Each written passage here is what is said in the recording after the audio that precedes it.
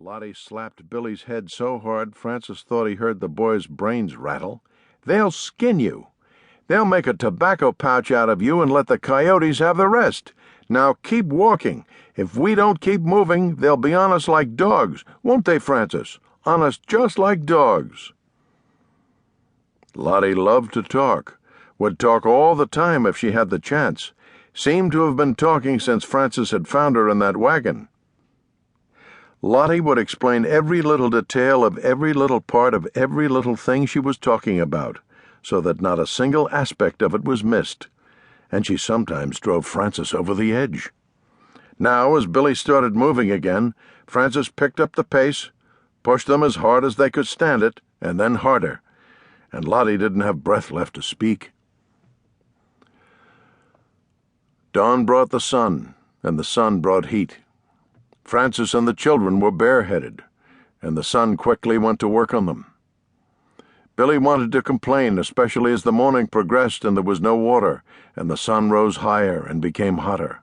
But Francis drove them until Billy began to weave. Then Francis handed Lottie his rifle, and pushing her in front of him, he picked Billy up and carried him piggyback, mile after mile, then yard after yard, and finally, step after step. Lottie saw it first.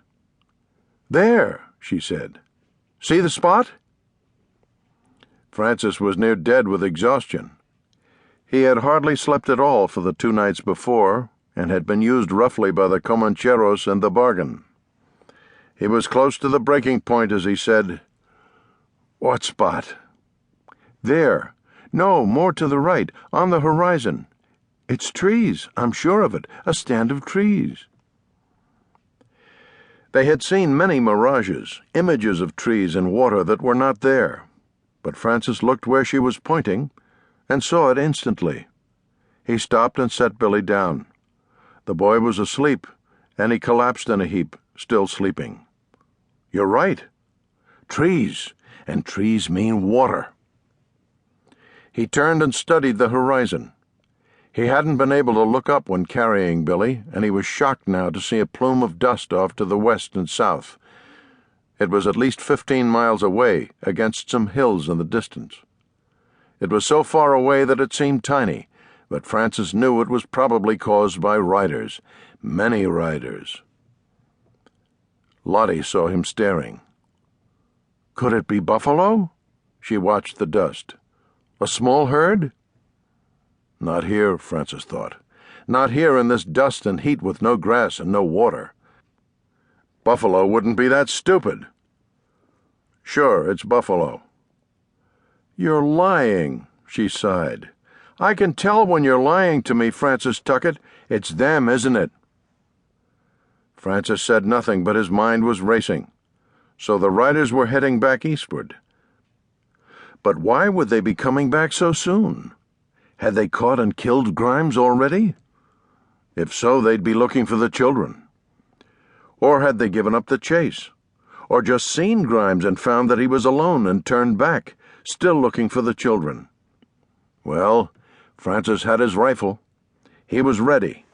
He would get 2, maybe 3 of them before they were on him, and maybe that would discourage them. Or they might miss the tracks. He knew this was a vain hope. There hadn't been a breath of wind to blow the dust over the brush marks he'd left, and undoubtedly they had men who were good trackers, men who were alive because they could track mice over rocks. So the Comancheros would find them, and he'd get 1 or 2, and then... He looked to the trees, which were about 2 miles away.